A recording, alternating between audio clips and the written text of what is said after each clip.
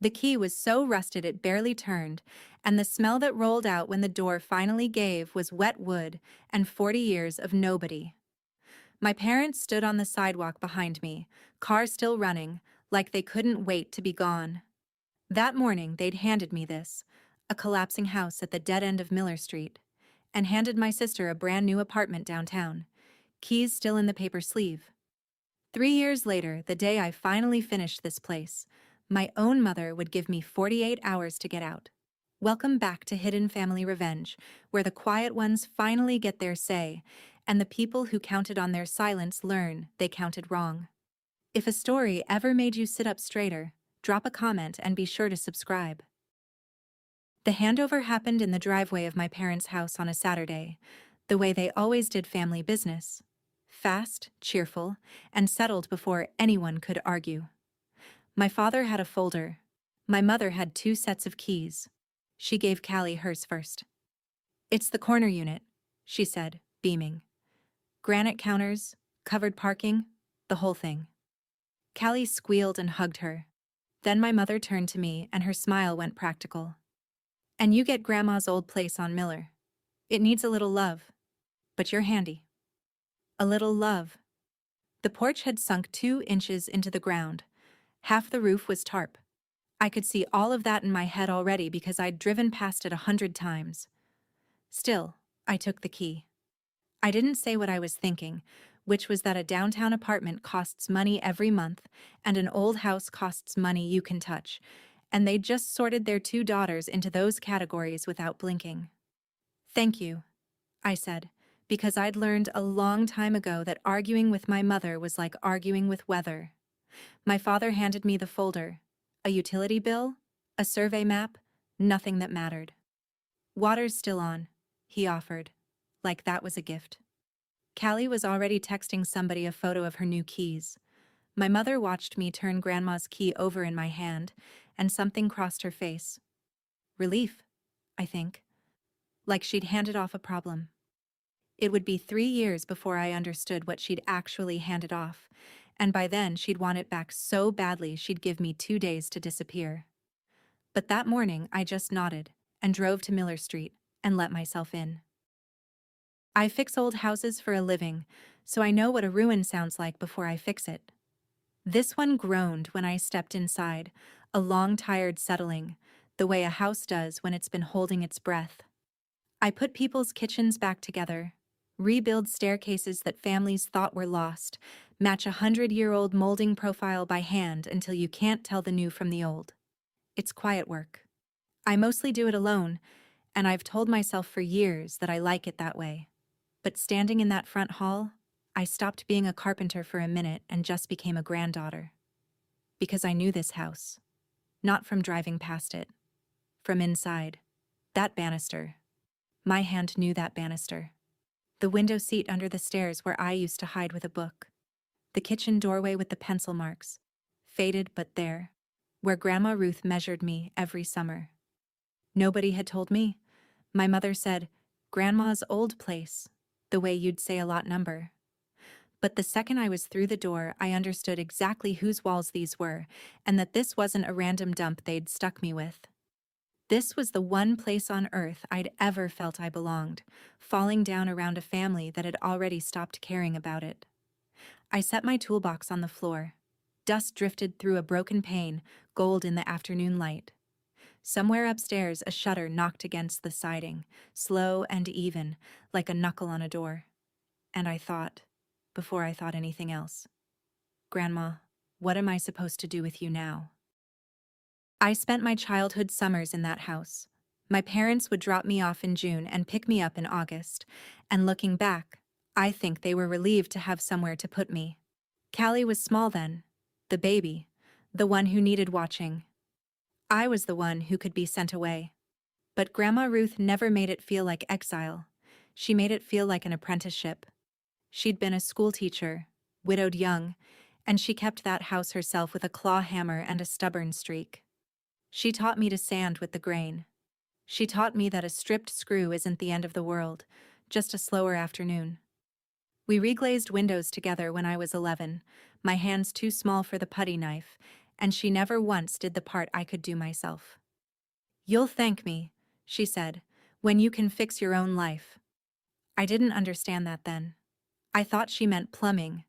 Every good thing I know how to do, I learned in those rooms. And the thing I couldn't name until much later, that I mattered there, that I wasn't a problem to be dropped off, I learned there too.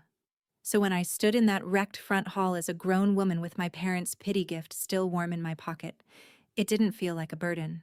It felt like she'd left the door unlocked for me. I walked the whole first floor slowly, touching things, and by the time I'd made a full circle, I knew I wasn't going to sell it, wasn't going to flip it, wasn't going to do anything except bring it back. What I didn't know was that deciding exactly that was the one thing that would change everything. I'm not naive. I knew a house I didn't own on paper was a house I could lose. So a week in, I drove to my parents' place with a question I'd rehearsed in the truck. "If I'm going to put my own money into Miller Street," I said, "should we get the deed switched into my name, just to keep it clean?" My father was watching a game. He didn't even turn his head. "It's family property, Nora. What's the difference whose name is on it?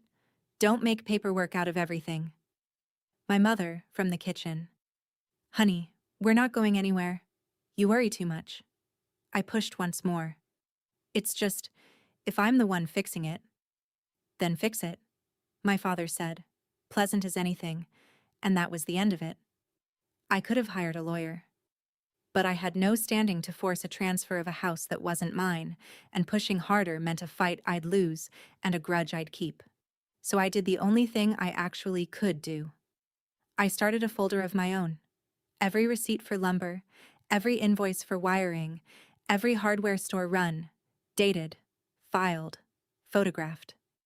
I took a picture of the house from the street that first week, the tarp and the sunken porch, and I told myself I'd take one every season so there'd be a record of exactly what I turned nothing into. I wasn't planning a case. I just knew, the way you know a board is going to warp before it does, that a day might come when somebody would need reminding what this had cost me. I closed the folder and drove back to Miller Street. My street now, whatever the deed said. Demolition comes before repair, and demolition is the part that scares people off.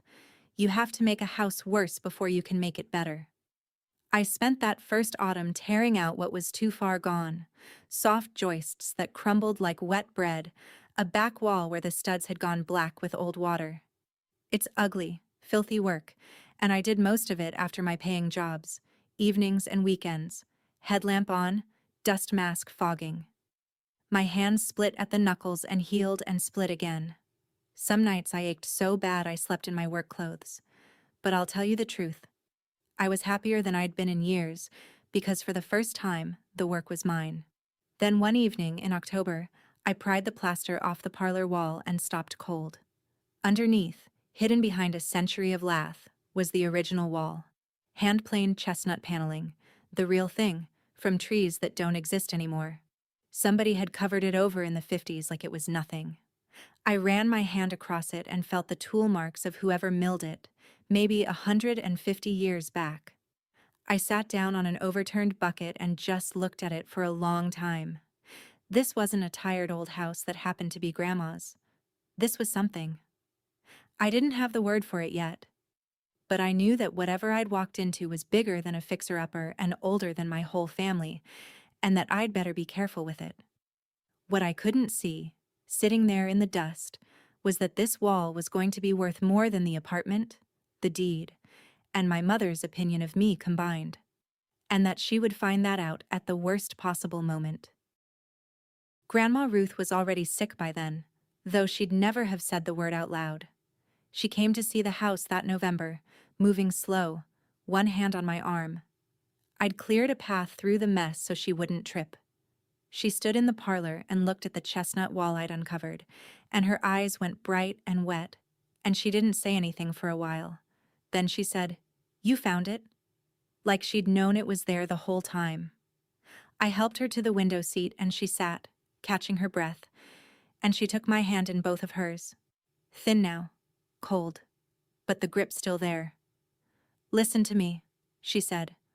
"This place is going to outlast all of us. People are going to look at it someday and see money. Your mother will. Don't you let them." I said I wouldn't. She squeezed harder. "I mean it, Nora. Keep it. Don't let it become money." I thought she was just being sentimental, an old woman fretting over her house. I promised her anyway. Easy, the way you promise a sick person anything to see them settle. I didn't know I was signing something. I didn't know those words were a key, and that she'd already turned it in a lock I couldn't see.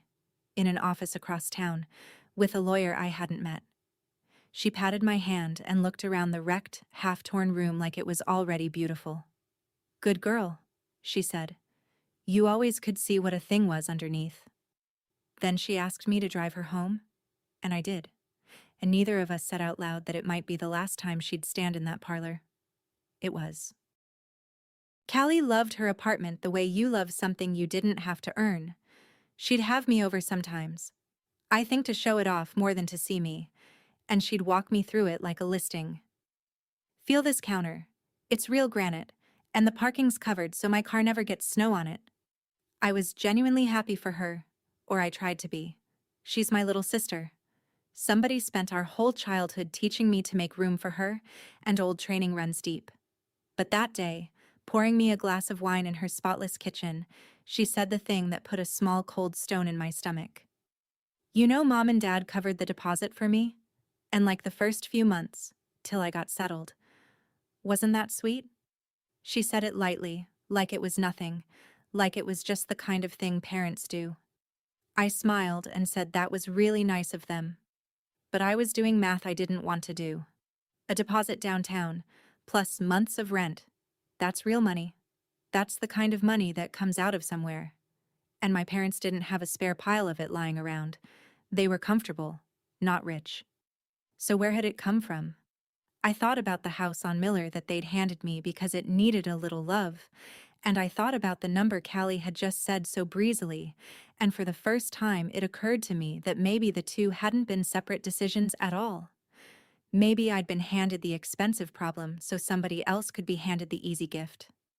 I finished my wine and didn't say a word, but I started paying attention to where the money went. By the start of the second year, the house was rough but livable. One working bathroom, a kitchen I could cook in, floors that wouldn't drop me into the cellar. So I gave up my rented room across town and moved in. It made sense a dozen ways. I'd save the rent. I could work on the place at any hour. And though I didn't say this to anyone, I wanted to actually live inside the thing I was saving, not just visit it.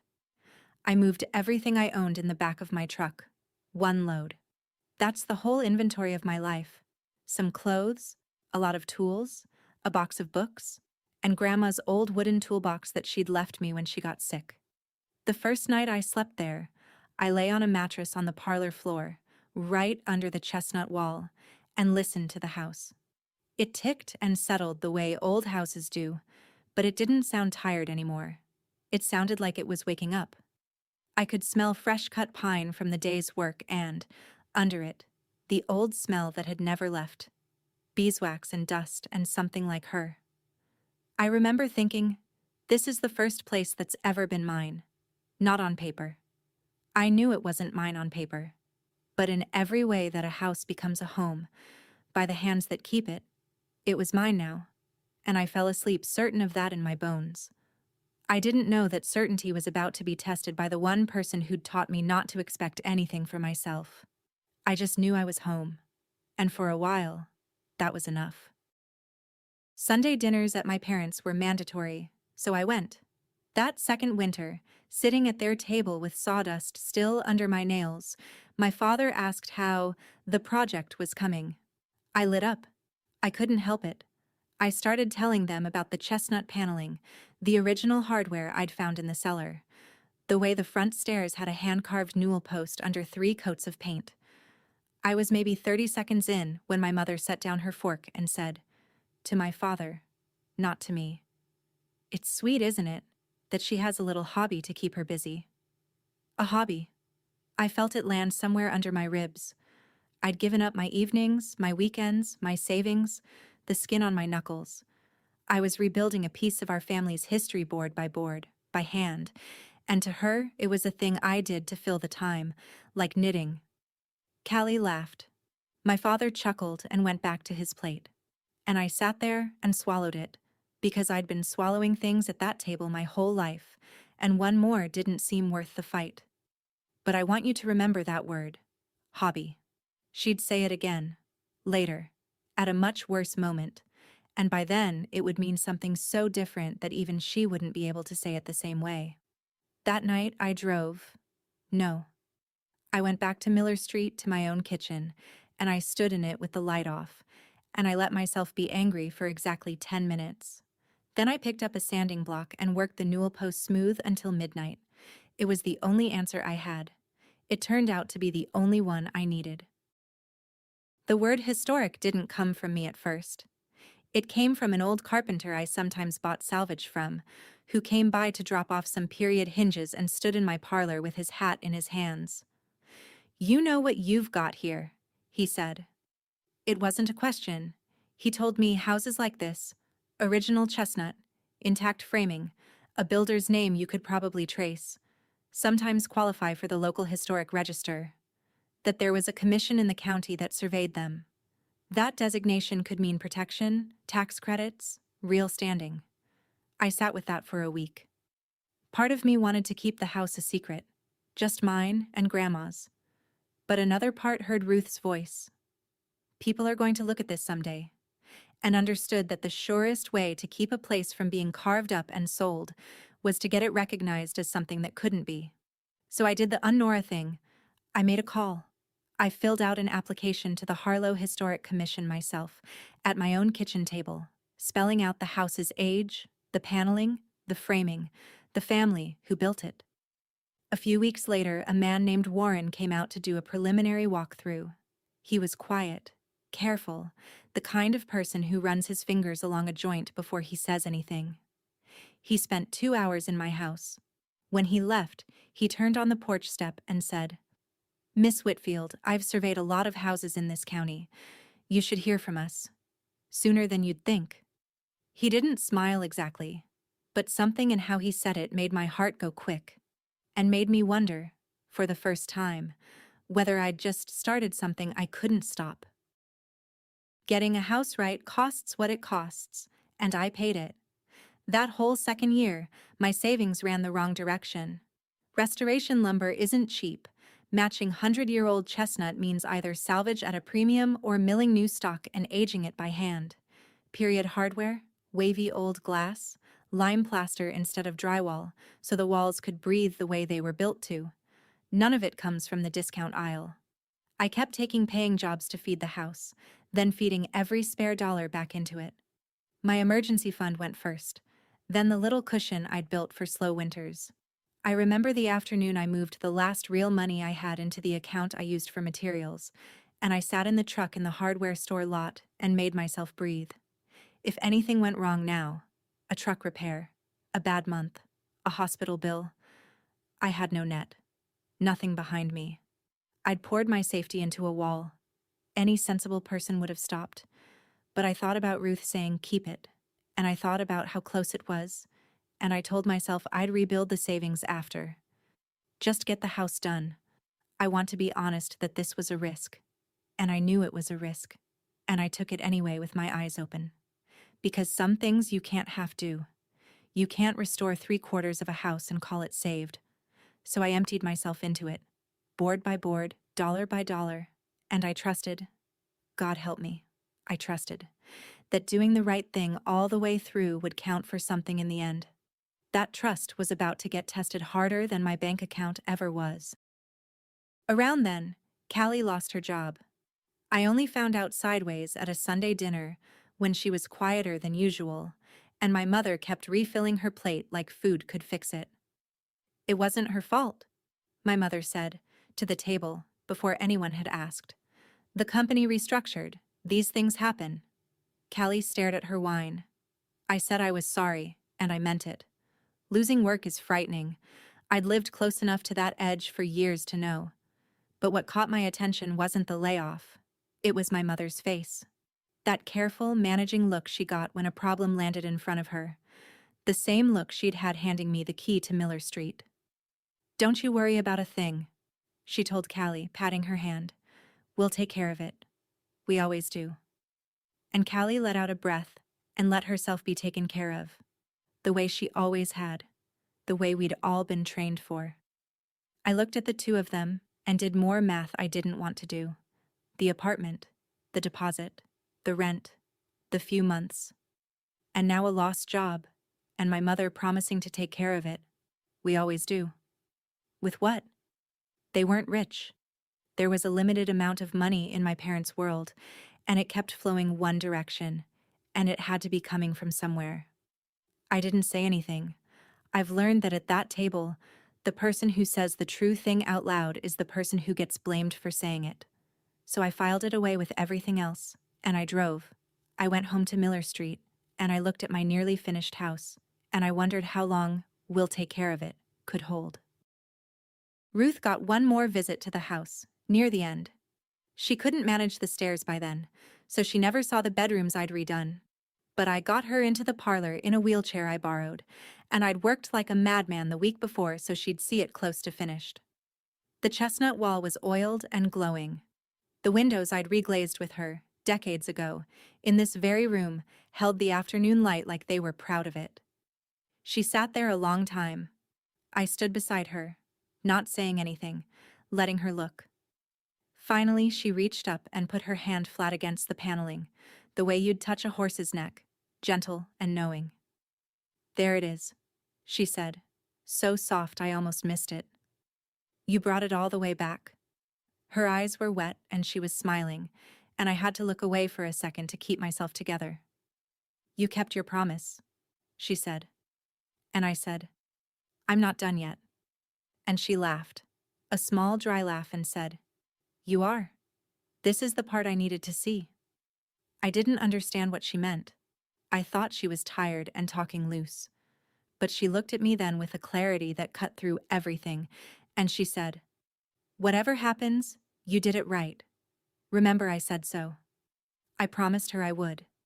I wheeled her back out to the car as the light went orange over Miller Street. She held my hand the whole way. It was the last time she was ever in that house. 2 weeks later, she was gone, and I would spend a long time turning over the strange sure thing she'd said.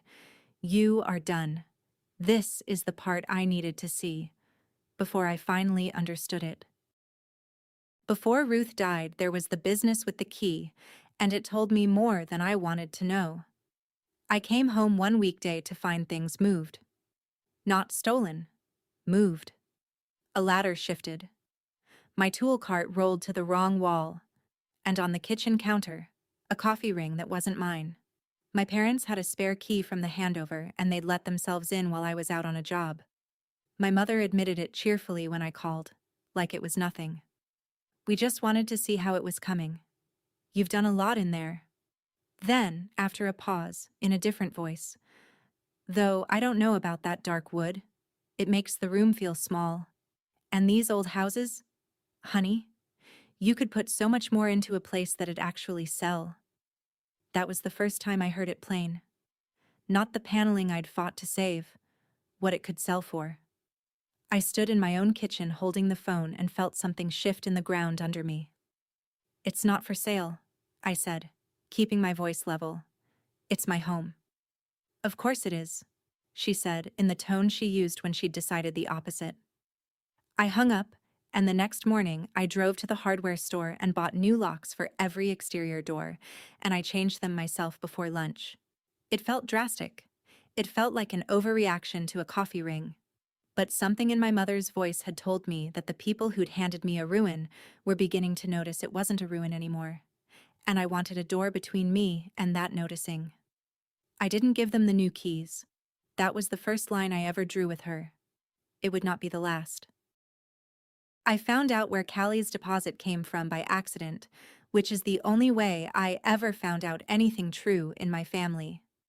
I was helping my father clear paperwork off the dining table before a dinner, and a bank statement slid out of a folder.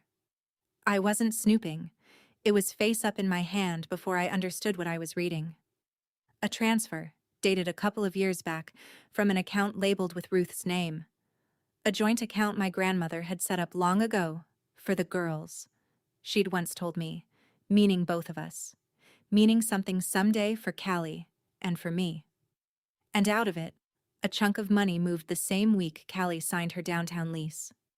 My father took the statement out of my hand, gently, and put it back in the folder without a word, and something in his face told me he knew exactly what I'd seen.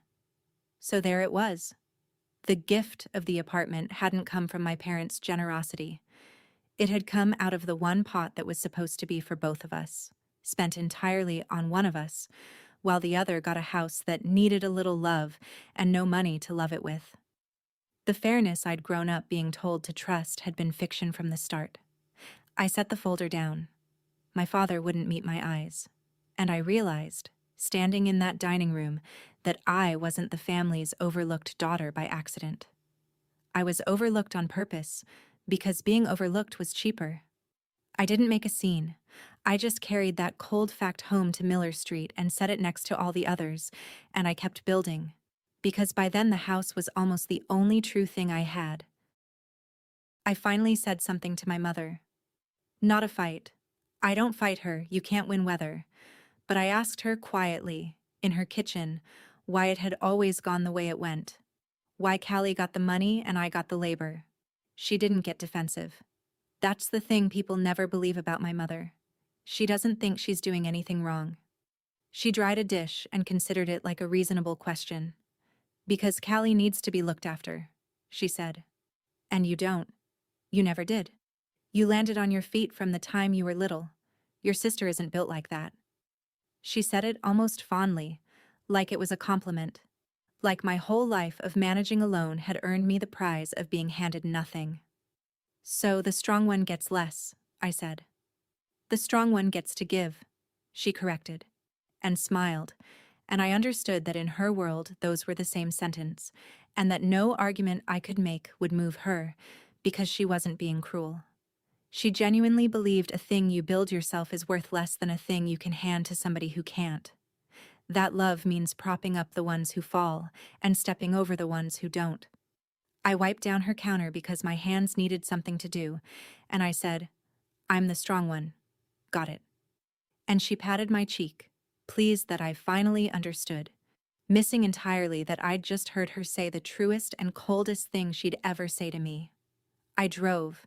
I went home.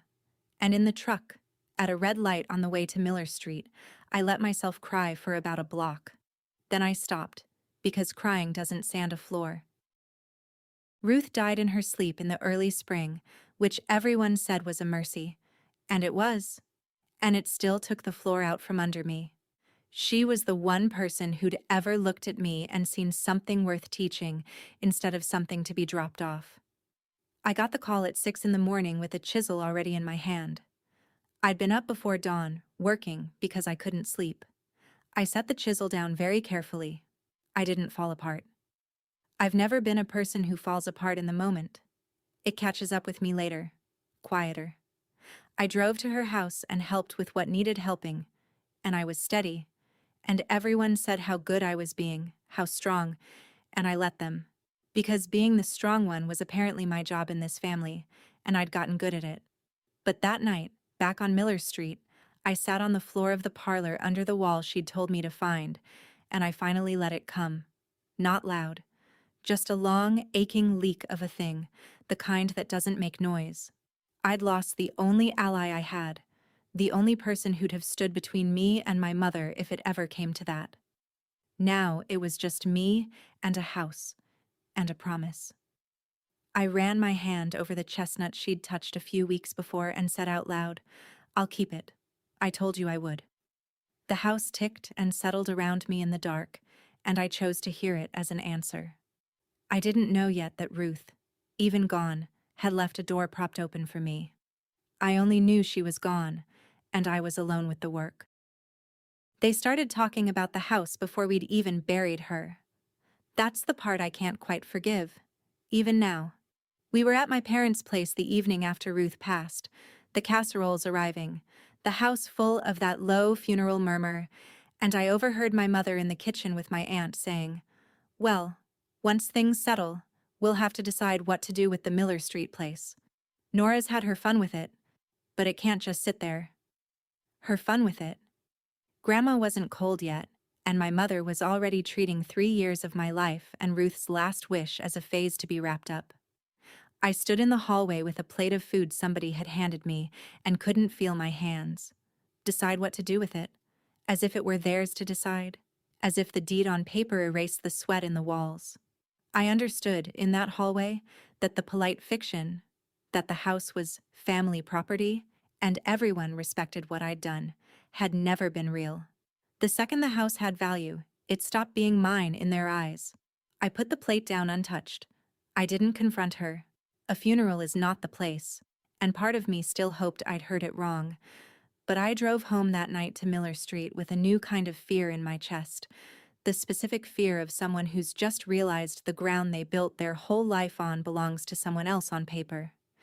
I let myself into my house, and I stood in the dark parlor and thought, they're going to come for it.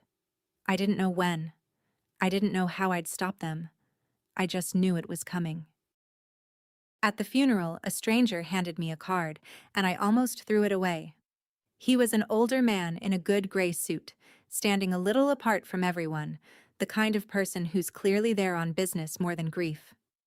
After the service, he came up to me, only me, and put a plain card in my hand. Daniel Fisk, attorney. Miss Whitfield, he said, quiet so no one around us heard. I represented your grandmother. When the house is finished, call me. That was all. I said, finished? It's basically done. But he shook his head, just slightly, the way you tell someone not here, not now. When it's finished, he repeated. You'll know. Call me then. And he nodded once, turned up his collar against the rain that had started, and walked to his car. I stood there in the churchyard holding this card, watching him drive off, completely baffled. What did the house have to do with Grandma's lawyer? Why wait until it was finished? Why only me, and not my parents, who'd surely handled her affairs? I didn't have a single answer, but something in the way he'd said it, the certainty, the way it wasn't a suggestion, made the hair on my arms stand up. If you've ever kept a promise nobody clapped for, you already know the feeling of wondering, just for a second, whether someone somewhere had been keeping score after all. Stay with me. It gets worse before it turns. I put the card in my jacket pocket. That night, I put it somewhere I wouldn't lose it. In Grandma's old wooden toolbox, in the tray with the finished nails, the box she'd left me. When the house is finished, call me. I had no idea that one short sentence was the whole story, folded up small, waiting. I didn't call Daniel Fisk. Looking back, that restraint saved everything, though I couldn't have told you why at the time. The house wasn't finished. It was close. A person could live in it, and did. But I knew the difference between livable and finished the way only someone in my trade knows it. There was still the front door. The original front door, Ruth's door. Thick old oak with a carved panel, had been ripped off decades ago and replaced with a hollow modern slab. I'd found the real one in the cellar, split and warped and painted over, and I was slowly, carefully bringing it back to life on a pair of sawhorses in the parlor. Until that door was rehung, the house wasn't done. So I didn't call. Fisk had said when it's finished, and something in me insisted on honoring that exactly, even though I had no idea it was a condition of anything. I just felt that a man that precise meant what he said, and that calling early would be like sanding against the grain. Wrong, somehow. So the card sat in the nail box, and every few days I'd see it when I reached for a finish nail, and I'd wonder. It became a small private mystery I carried while I worked.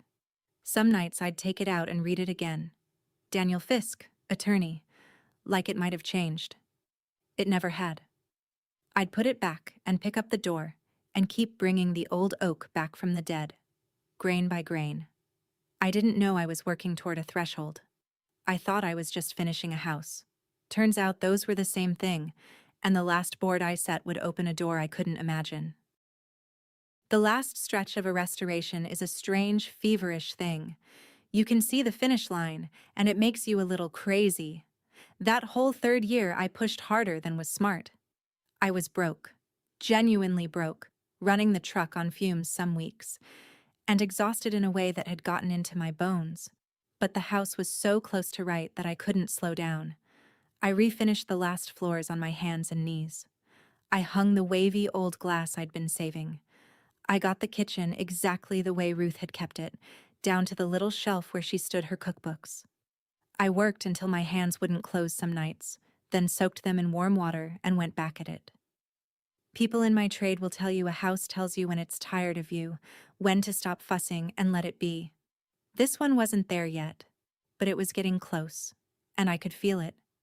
And the closer it got, the more that lawyer's card seemed to hum in the nail box, like it knew something I didn't. I want to be clear that I wasn't chasing a payoff. I didn't know there was one. I was just a woman finishing the thing she'd promised a dying woman she'd finish, pouring the last of herself into old oak and chestnut because that was the deal I'd made, out loud, holding Ruth's cold hands. But I'd be lying if I said I didn't feel something gathering. The house, the card, my mother's new interest in what to do with it. 3 threads pulling toward the same knot. I just couldn't see yet what the knot was. I bent back to the floor and kept sanding toward it.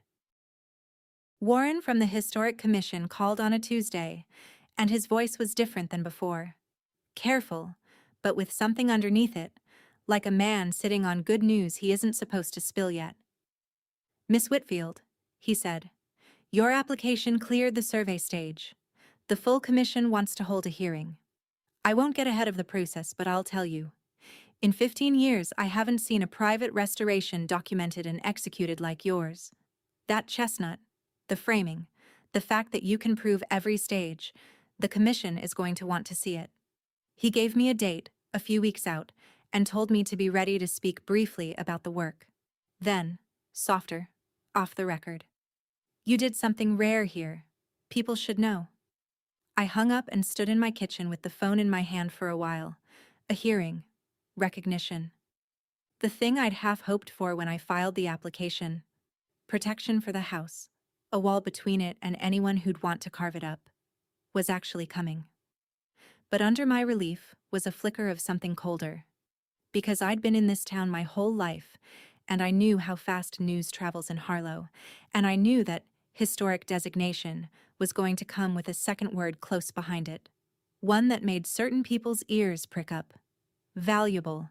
The neighbors were already slowing their cars in front of the house. The word was already moving. And somewhere across town, I knew without being told, my mother was going to hear it too. I marked the hearing date on the calendar in the kitchen. Then I stood there and wondered which would reach her first. That the house was history, or that it was worth a fortune. Callie came by the house for the first time in nearly a year, right around then, and it did not go the way old visits went. She stood in the doorway a second too long before she came in, taking it in. The restored front hall, the glowing wood, the light. I watched something move across her face that wasn't quite happiness. "Wow," she said. "Nora, it's... wow."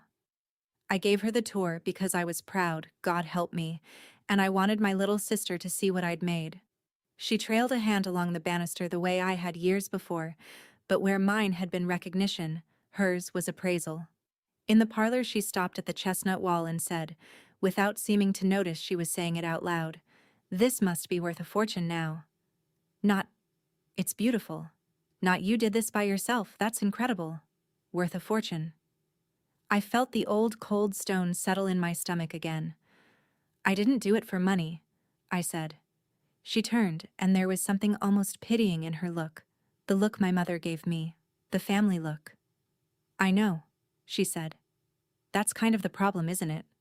You never do." And then she laughed like it was a joke and asked if I had any of that good coffee. But the thing had been said. In my family, when somebody says a thing like that lightly and then laughs, it's not a joke. It's a rehearsal. I made her coffee and we talked about nothing. And the whole time I understood that my sister had just walked through my life's work and priced it, and that whatever conversation my mother was having in her own kitchen, Callie was already halfway inside it. I rehung Ruth's door on a clear, cold morning, and I knew the second it swung true that the house was finished.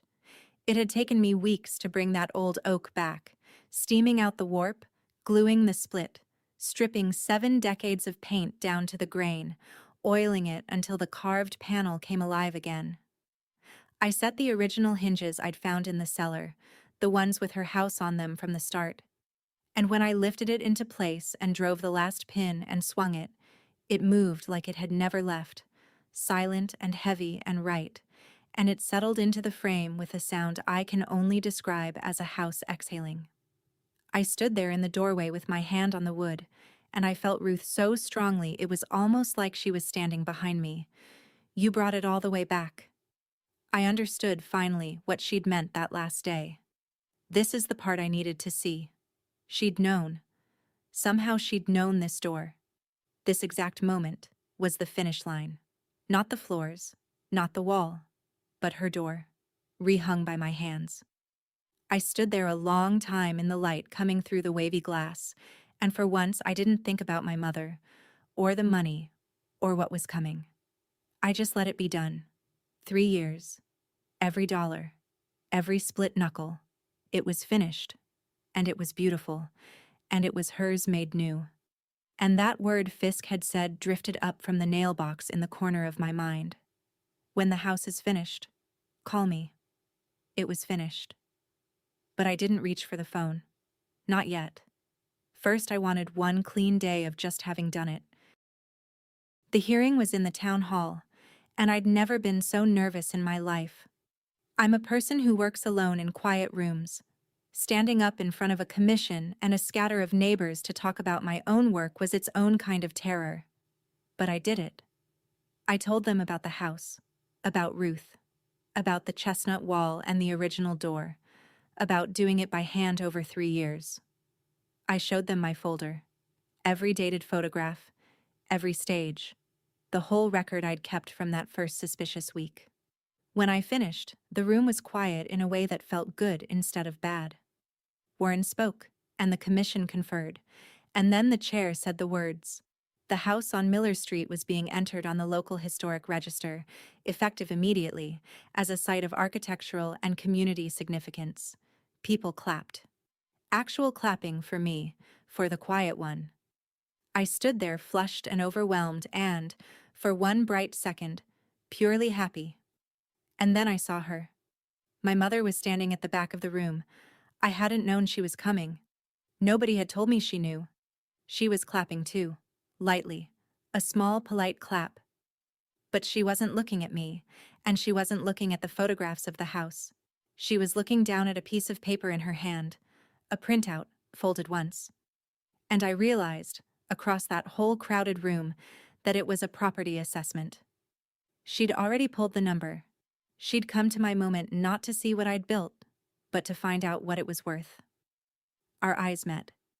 She smiled at me, and the bottom dropped out of my good day, because I knew that smile. That smile always came right before she took something. The number came back a week later, and it changed the weather in my family overnight. A restored, registered, historic home, original to the region, one of only a handful left. The appraisal came in higher than I'd let myself imagine. High enough that people said it out loud with a little laugh of disbelief. High enough that the word millions started floating around, first as a joke, then not as a joke. I didn't celebrate.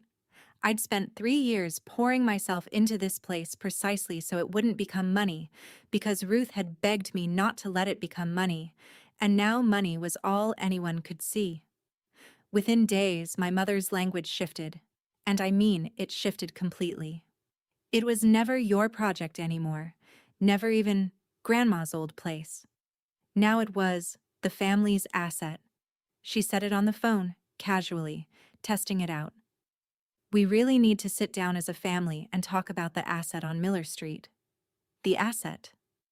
As if 3 years of my life had a line item on a balance sheet somewhere with all our names on it. as if the sweat in those walls belonged to everyone equally, now that it had a price. I stood in the finished parlor, under the wall Ruth had made me swear over, and listened to my mother turn a home back into money in real time, and I felt the ground I'd been building on start to tilt. She wasn't asking whether the house was mine. She'd already decided it wasn't. She was just deciding, out loud, whose it was going to be instead. And I knew, the way I'd known she'd come for it since that funeral hallway, that the answer she'd landed on wasn't going to be me. They came to the house together, my mother and Callie, to talk about the future. That should have told me everything. You don't bring the beneficiary to a neutral conversation. My mother walked through my restored rooms like an inspector, complimenting things in a way that felt like she was pricing them. You really did do a lovely job, honey. That's what makes it such an opportunity. An opportunity. Callie hung back, quiet, arms crossed, not meeting my eyes. My mother settled at my kitchen table like she owned it and laid it out gently, reasonably, the way she lays out everything. Here's the situation. Your sister's had a rough go. The job, the money. She needs stability. And you've always been so capable, Nora. You don't need this the way she does. So we think, as a family, the fairest thing. Stop, I said. Not loud, just enough. This is my home. I live here. I built it. My mother smiled that patient smile. Sweetheart, you renovated it. That's not the same as owning it. Let's not confuse the two. I stood up because I needed to be on my feet for what I could feel coming. You need to leave, I said. Both of you. I'm not doing this today. And here's the thing. They went. My mother gathered her purse, unbothered because she wasn't worried. She had all the time in the world and every card in the deck, and she knew it. We'll talk when you've calmed down, she said at the door, which is what she says when she means we'll talk when I've won. Callie paused on the porch, and for a second I thought she might say something real. She didn't. She just looked at the door I'd rebuilt, and then she left. I shut it and leaned against it and tried to breathe. My father came by alone the next day, and for about 4 minutes I thought I had an ally. He stood in the finished front hall and looked around like he was seeing it for the first time, and maybe he was. I didn't realize, he said quietly, what you'd done in here. It's... your grandmother would have. He couldn't finish it. He rubbed the back of his neck the way he does when something's bothering him past his ability to say it. Nora, this isn't right, what your mother's doing. You put your life into this place. My heart lifted so fast it hurt.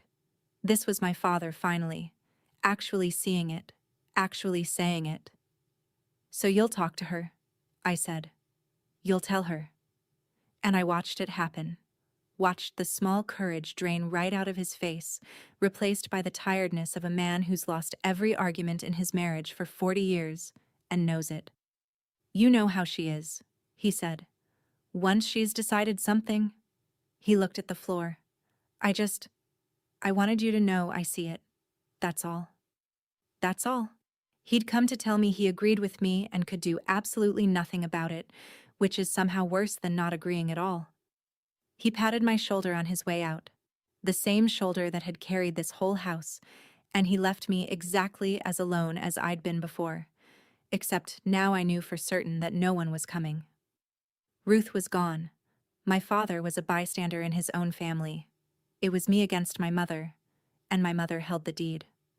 I stood in the hall he'd admired and understood that whatever I was going to do, I was going to have to do it by myself, the way I'd done everything. My mother came back Thursday, and this time she came to close. No Callie, no pretense of a family discussion. Just her, at my kitchen table, with a folder of her own. And wasn't that a thing, my mother with a folder? She spread it out like a hand of cards. I've been patient, she said, but you're not being reasonable, so let me be plain. She'd talked to a realtor. She had numbers. She had a plan for splitting the proceeds that gave Callie the lion's share because she needs it, and gave me a fair amount for your trouble. My trouble. 3 years of my life, priced out as trouble, a tip for the help. "You've had your fun with the house," she said. And there it was again, the word she'd used the first winter, dressed up in a new coat. It was a nice hobby, but it's time to be adults about the asset. A nice hobby. I looked at my mother across the table I'd built, in the kitchen I'd restored, in the home I'd made from a ruin she'd handed me to be rid of, and I felt something in me go very still and very clear. "It was never a hobby," I said. "Quiet. Even. It was a promise." She waved that off like a fly. "To who?" "Your grandmother's gone, Nora. She's not keeping score." She smiled, gentle, certain, the most dangerous version of her. "Nobody's keeping score but us.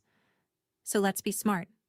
And she pushed her folder an inch toward me, across all my work, and waited for me to sign my life away politely, the way I'd signed away everything at that table since I was a child. I didn't touch the folder. I just looked at her, and for the first time in my life, I didn't look away first. When I didn't sign, my mother's patience finally cracked, and I saw the thing underneath it. She sat back, and the warmth went out of her face like a light switched off, and she said the words I will hear for the rest of my life. "Fine. Then let me be clear, since you want to be difficult." She folded her hands. "We're taking it back. The house is your sister's now. It's decided. You have 48 hours to get your things and leave." 48 hours. For 3 years of my life. For every dollar and every split knuckle and the last promise I ever made a dying woman. I didn't gasp. My hands stayed folded. I sat very still in my own kitchen and let the words go all the way through me, and I think my stillness unsettled her more than shouting would have. "You can't do that," I said finally. "This is my home." "It's not," she said. And now she was almost sorry, almost kind, which was the worst part. "Honey, I know you feel like it is, but feelings aren't a deed." She stood, gathered her folder, smoothed her coat. 48 hours. Don't make this uglier than it has to be. Take what's yours and go, and we can all stay a family. Take what's yours. As if anything in that house wasn't mine, as if my whole self wasn't in those walls. She walked to the front door. Ruth's door, the one I'd raised from the dead. And she opened it without a thought for what it had cost me, and she left. I sat in the kitchen as her car pulled away. 48 hours. That's what she gave me for 3 years of my life. If you'd have walked out right then, packed a bag and gone to keep the peace, tell me in the comments. Because I'll be honest with you, for about an hour sitting there in the dark, that's exactly what I thought I was going to do. I called her back that night, one last try, and asked her plainly, how could she even do this? Take a house I'd rebuilt with my own hands and my own money. And she told me exactly how, in a voice so calm, it frightened me more than anger would have. "Because your name isn't on it, Nora. It never was. The deed is in mine, and your father's names. It's always been in our names." I said, "But the money? I have every receipt." "Your name is on the receipts," she said. "It was never on the deed." And she let that sit, because she knew what it did. All my careful documentation, the folder I'd kept since that first suspicious week, every dated photograph proving I'd turned a ruin into a treasure, it proved I'd done the work. It didn't prove I owned a thing. In the eyes of the law, I was a person who'd spent 3 years and every dollar I had improving somebody else's property, for free, at their pleasure, and now they wanted their improved property back. I sat down on the parlor floor, under Ruth's wall, and for a while I couldn't feel my body. She was right. On paper, she was completely right. I'd been so careful, and I'd protected the wrong thing. I'd built a case for the labor and never secured the ground under it, because the ground had never been mine to secure, and every time I'd tried, they'd waved me off. It was the perfect trap, and the terrible part was that no one had had to set it. It had just always been there, and I'd built my whole life inside it without knowing. Your name is on the receipts. It was never on the deed. I put my head in my hands. I had lost. I want to tell you about the hour I almost gave in, because it's the truest part of this whole story. I sat on the parlor floor most of that night, and I let myself really consider just leaving, packing my tools, loading the truck, driving away, and letting them have it. And the reason I considered it wasn't just that I'd lost on paper. It was something older and worse than that. My whole life, being the good one meant giving way. Being loved in my family meant being the daughter who didn't make trouble, who took the ruin and said thank you, who let Callie have the bigger piece and smiled. If I fought this, if I actually fought, I would stop being that daughter forever. My mother had made it clear. Take what's yours and go, and we can all stay a family. Fight. And I'd be the greedy one, the one who tore the family apart over money, the villain of every story she'd tell for the rest of her life. She'd handed me a choice dressed up as no choice at all. Walk away and keep them. Or keep the house and lose them. And lose the only version of myself they'd ever approved of, the one who nobly gave things up. And I understood, sitting there in the dark, that this was the real trap, the one deeper than the deed. Not the house. Me. The person I'd been trained to be would hand over the keys and cry quietly and call it love. I ran my hand across Ruth's chestnut wall in the dark and asked her, out loud, what I was supposed to do. And in the silence that came back, I heard her, clear as the day she said it. Keep it. Don't let it become money. Don't you let them. Sometime after midnight, I got up off the floor and went to Grandma's toolbox, and I took out the card. Daniel Fisk, attorney. When the house is finished, call me. It was finished. Ruth's door hung true in its frame. Every board was set. I'd been carrying that card for over a year, waiting for a finish line I didn't fully understand. And now I stood in the dark kitchen holding it and holding my phone, and I understood that this was the edge of something I couldn't step back from. Because here's what I knew and what I didn't. I knew that if I called this lawyer, I was choosing to fight. I was choosing to stop being the daughter who gives way. Once I made that call, there was no version of me left who quietly packs the truck and keeps the peace. That person would be gone for good. And I didn't know what Fisk would even say. Maybe it was nothing. Maybe I'd call and he'd have no answer for me, and I'd have burned my family down for a stranger's cryptic sentence at a funeral. Maybe I'd lose the house and them both. My thumb hovered over the screen.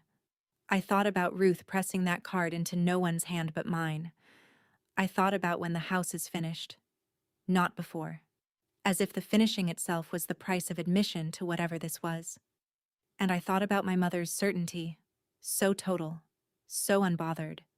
The certainty of a woman who has never once imagined losing. I wanted, more than I'd wanted anything in years, to shake that certainty. So I stopped hovering. It was almost 1 a.m. I didn't care. I pressed the number, put the phone to my ear, and listened to it ring in the dark.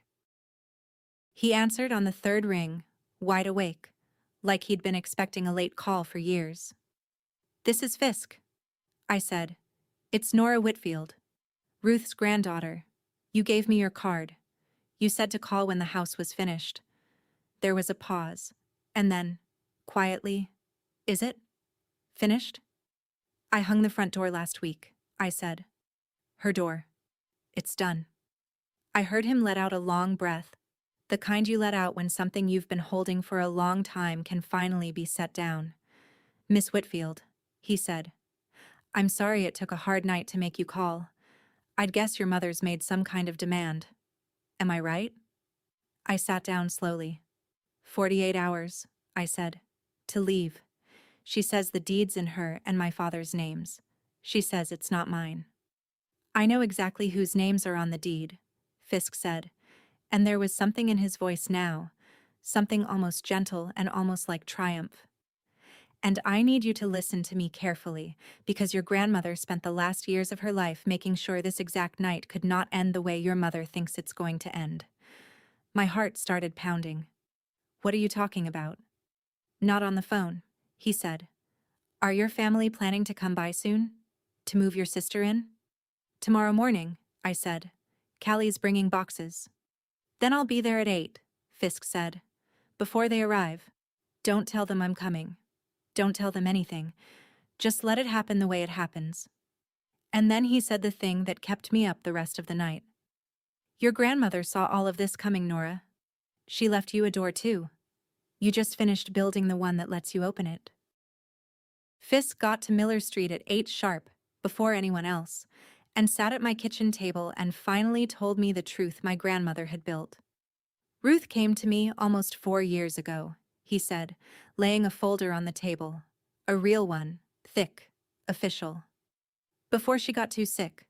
She was very clear-headed and very worried about exactly what's happening to you now. He opened it. She didn't trust your parents with this house. She loved them, but she knew them.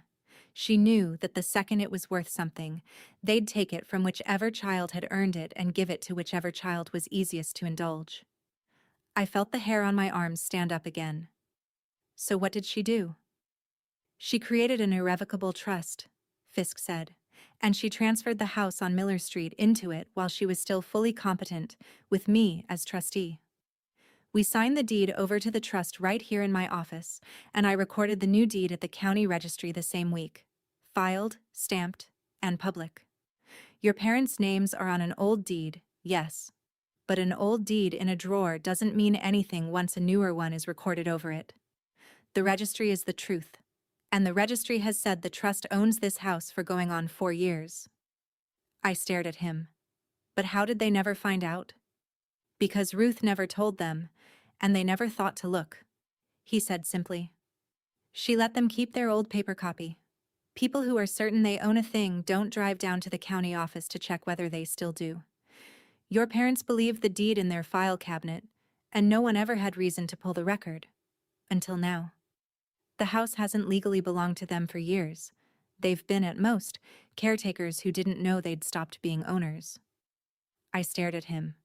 They don't know? They have no idea, he said. Ruth wanted it that way. She wanted the house to go to the person who proved they deserved it, without anyone gaming the outcome. He looked at me steadily. Your grandmother didn't leave the house to your parents, Nora. She left it to whoever kept it. I sat back. Every time my father had waved me off. It's family property. What's the difference whose name is on it? He'd been wrong and hadn't known it. Every time my mother had called the house the asset, she'd been dividing up something that was never hers. 3 years I'd spent afraid of a deed that had already been quietly, completely undone. But it's not automatic, Fisk went on, and my stomach tightened again, because nothing in my family ever came free. Ruth put a condition in the trust. She was too smart to just hand you a house. She wanted to know for sure it went to the right person. He turned a page toward me so I could read it, though the language was dense. The trust names as beneficiary whichever descendant restores and continuously maintains the ancestral home, living in it while the work is done, for a period of no less than 3 years from the day they take it on. And Ruth was too careful to leave that to anyone's opinion. She wrote in exactly how the trustee has to prove it. 4 things, spelled out. Continuous residence at this address, month to month, from public record. A dated photographic record of the restoration, beginning to end. Receipts and invoices for the materials and the work. And formal recognition of the house's preservation by the local historic authority. All 4, or it doesn't count. Meet every one and the house is yours outright. Miss a single one and it passes to the next descendant who will, not the one who inherits it on paper, the one who keeps it, and can prove it, line by line. I read it twice. 3 years of keeping it, documented 4 ways. I did the count in my head and my breath caught. I'd taken on the house 3 years ago this season, moved into it partway through, and never once stopped working it or living in it since. Continuously, all the way to the day I hung her door. You've met every part of it, Fisk said, watching my face do the math. I've pulled your utility records and your registration. They show you never once stopped living here. The historic register entered the house last week. I have the filing. And I understand you've kept a folder of your own since almost the beginning. Every dated photograph. Every receipt. I thought of the folder I'd started out of fear that first suspicious week. and something in my chest went still. "That folder isn't just proof you did the work, Nora," he said quietly. "It's the exact proof Ruth's trust asks for. She never got to tell you that keeping it would matter. You did it anyway. You qualified, and then you finished, and then you called. Exactly the order she hoped for." He closed the folder. "And there's one more thing. The house isn't all Ruth left in the trust. She set aside funds along with it. A considerable amount she'd saved and invested quietly over the years, meant to go to the same person, so that whoever kept the house would never have to be afraid of money again." I couldn't speak. All those years I'd been draining my savings into these walls, terrified, no net beneath me. And the whole time, waiting behind a condition I was unknowingly fulfilling, was the exact security I'd sacrificed. "How much?" I finally asked. He told me, and the room went very quiet. You'd think I'd have felt triumphant. I didn't. I sat at my kitchen table with a lawyer and the truth that I owned everything, the house, the money, all of it, free and clear, and had for weeks without knowing. And what I felt was strangely quiet, because I finally understood what Ruth had done, and it undid me a little. She hadn't left me a house. She'd left me a way to find out who I was. 3 years of wasted labor. 3 years of my family calling it a hobby. 3 years of pouring myself into walls with no net and no thanks. That wasn't the thing I had to survive to earn the reward. That was the reward. The keeping was the point. She'd known that if she just handed me the house, my mother would find a way to take it. Or I'd hand it over myself to keep the peace. So she'd built a test only love could pass, and I'd passed it without ever knowing I was being tested, by doing the one thing I'd have done anyway. Fisk asked me how I wanted to handle the morning. I could see he had options ready.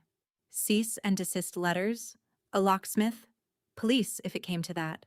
Ways to keep my family from ever setting foot on the property again. Clean, cold, and completely within my rights.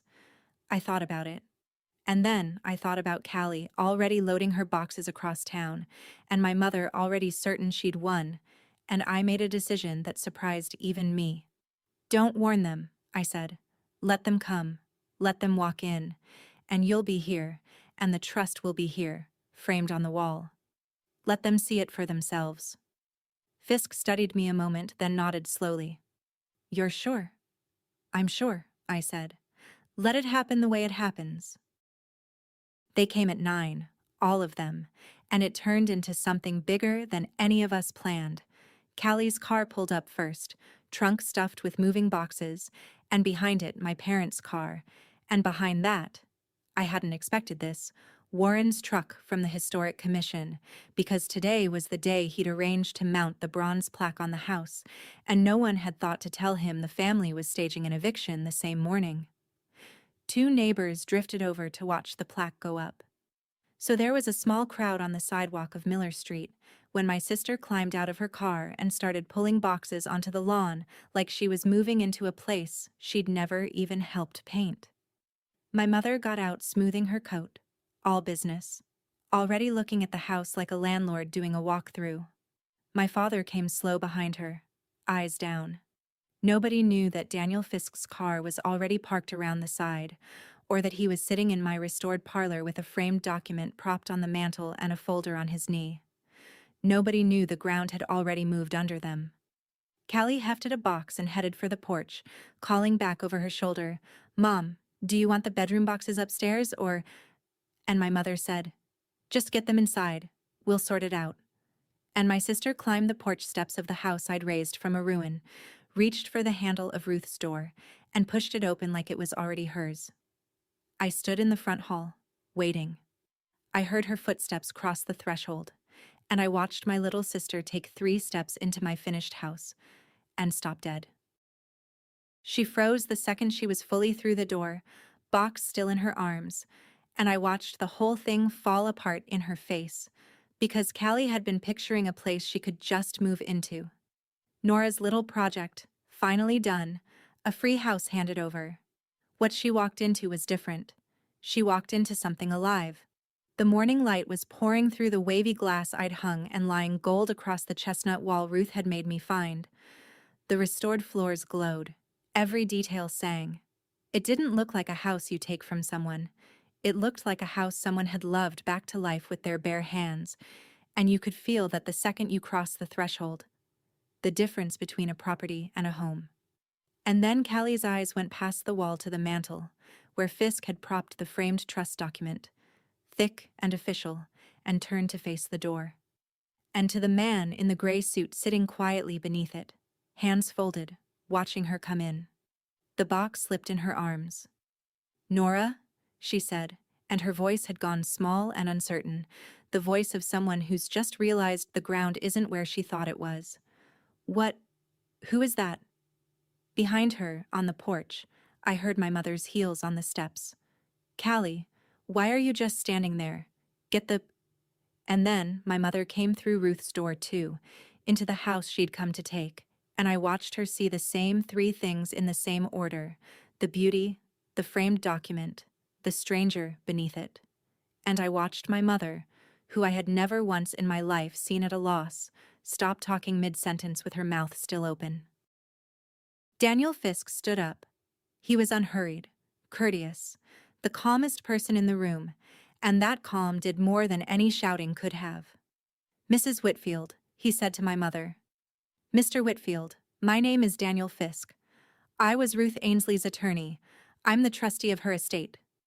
My mother found her voice, but it came out thinner than usual. "Her attorney? I don't understand. Nora, what is this?" "I think it's best I explain," Fisk said, and he lifted the framed document off the mantel and held it so they could see it, and he spoke plainly, so there'd be no mistaking any of it. "Some years ago, while she was fully competent, Ruth Ainsley placed this house into an irrevocable trust, with me as trustee. The deed you believe you hold was superseded at that time. This house has not legally belonged to you for nearly 4 years. You've been caretakers of a property that was already spoken for." The silence in that front hall was total. Warren, in the doorway with his plaque and his drill, went very still. The neighbors on the porch stopped whispering. "That's not possible," my mother said, but the certainty had drained out of her voice. "The deed is void," Fisk said gently. "I have the recorded documents. You're welcome to have your own lawyer review them. They'll tell you the same thing." He turned the frame toward me. "The trust names a single beneficiary, the person who took this home on, restored it, and continuously maintained and lived in it for no less than 3 years. Not the person named on any old deed, the person who kept it." He looked at my mother, and then at Callie, and then he said it clearly enough for the whole room, the neighbors and Warren and all of them, to hear. "That person is Nora. This house is hers. It has been, legally, for over a month. There was never anything here for either of you to take." For a moment nobody moved.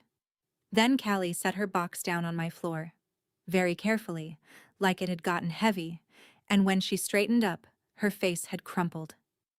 "Nora," she said, and her voice cracked.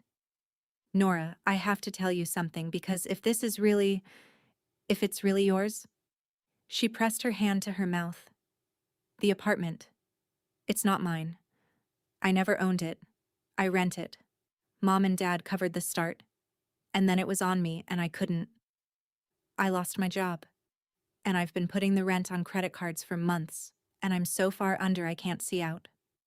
This house was supposed to be— Mom said it would fix everything." She was crying now, ugly and real, all the polish gone. "If it's yours, then I have nothing. I have nothing, Nora." And there it was, the whole rotten architecture of it, exposed at last. The downtown apartment that had looked like the prize was a rented cage she'd been drowning in. My mother had spent Ruth's money to stage a life for Callie that Callie couldn't hold up, and then reached for my house to prop up the collapse. My mother rounded on Fisk, and the composure finally shattered, and she said the cruelest thing she had left, aimed at me. "You think a piece of paper makes you better than us? You think a deed makes you family? After everything we did for you?" She was breathing hard, spots of color high on her cheeks, and I understood I was watching my mother lose control for the first time in my life, because for the first time in her life, she was holding a losing hand and couldn't bluff her way out. I didn't raise my voice. I didn't say a word yet. I just stood in the home I'd built and let her hear how her own words sounded, ringing off the walls I'd restored, in front of the neighbors, in front of everyone.